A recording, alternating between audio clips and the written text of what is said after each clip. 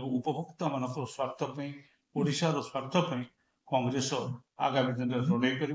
बर्तमान जो 12 पैसा बढ़ाई टाटा हिसाब उपस्थापन कर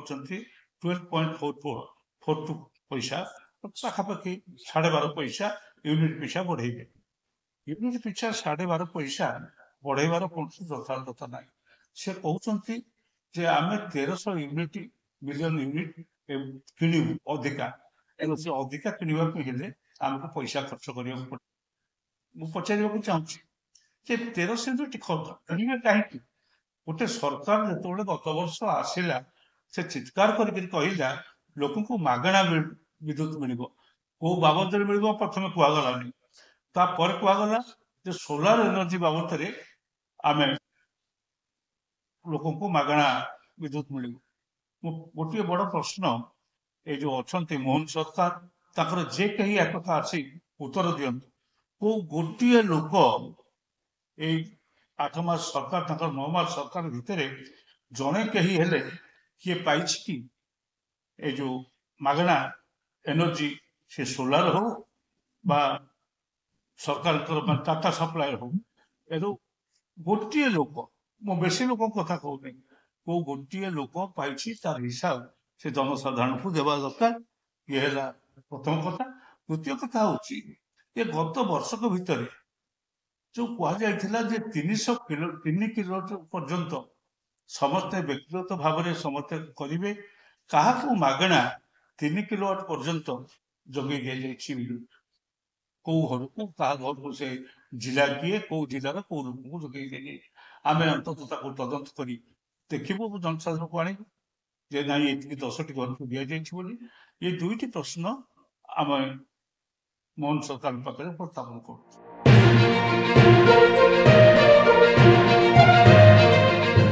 एणिकी बिजुली जालिबा होई पारे महंगा। विद्युत उत्पादन रे बड़का राज्यर ट्याग हातेइथिबा ओडिशार उपभोक्तांक उपरे पड़ी पारे बिजुली बिल बोझ।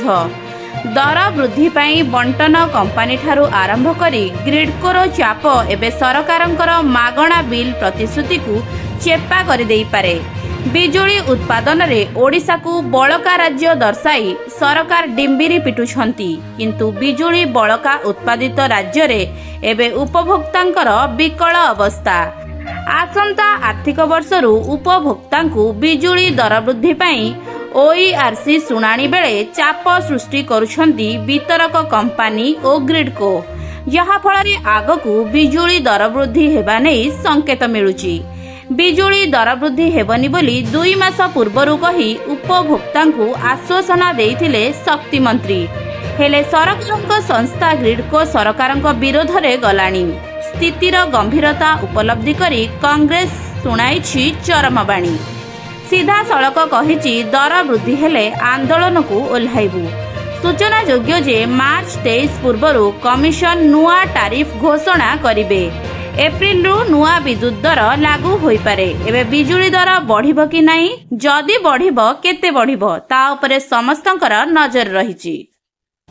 निर्वाचन पद्धति पार हापाई विभिन्न प्रकार विष प्रतिश्रुति सरकार को आश्रय दी। प्रथम विष प्रतिश्रुति साधारण लोक को 300 यूनिट बिजुली प्रदान किंतु 8 मास ऊर्ध्व सरकार है 300 यूनिट बिजुली देवार सक्षम हो पारा किंतु केमिति साधारण लोक 30 की स्मार्ट मीटर लगे टंका आदाय करवा लोक को हरान करवा पुंजीपति मान खुशी करे सरकार व्यस्त अच्छा एबे टीपीसी वाली दर्शाई केना अधिक क्रय पाई 1310 यूनिट बिजुली आवश्यकता अछि से वितरण रे 17.17% सेते क्षति हो एवं जहां राजस्व अछि लोकंकर टंका आदाय करबा एवं जहां प्रयासता भितरे 142 कोटी टकार आवश्यकता अछि बोली अनुभव करी ओईआरसी को प्रस्ताव देती 12 पैसा बढ़िया प्रस्ताव देछि कि कोथमे पसेछि 142 कोटी टका तर आवश्यकता अछि बोली 12 पैसा बढ़िया प्रस्ताव देछि किंतु आपण जानिया दरकार ए विधानसभा रे मंत्री जणैछन 10 वर्ष भितरे 4097 कोटी टंका शिल्पपति मानको माने विद्युत को माफ कर देछन केता शिल्प संस्था 14टा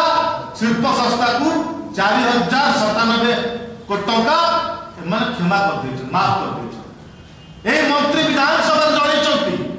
आज भी 23 शिल्प संस्था पाखरे 1096 कोटी टंका आज बाकी पड़छ आधार आवश्यकता अछि माने एबे भी आपण पाखरे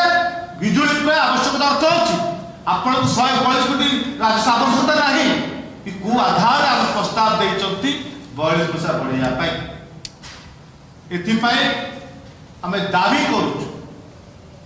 ए जो प्रस्ताव दैछि साधारण लोक मन आशंका करितंती जेहेतु 300 यूनिट बिजुली आज पड़ता आपण कथा लिख देई पारुना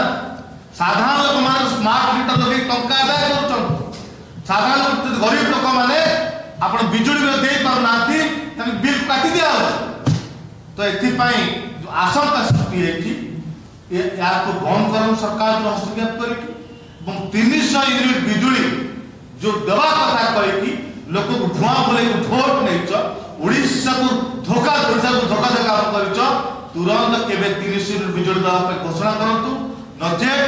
खूब कांग्रेस दल एकत्रित हेलानी साधारण उपभोक्ता एकत्रित करिवो लोक को घर घर एकत्रित करिकी ओएससी घरु करिवो कांग्रेस खूब शीघ्र रास्ता करिवो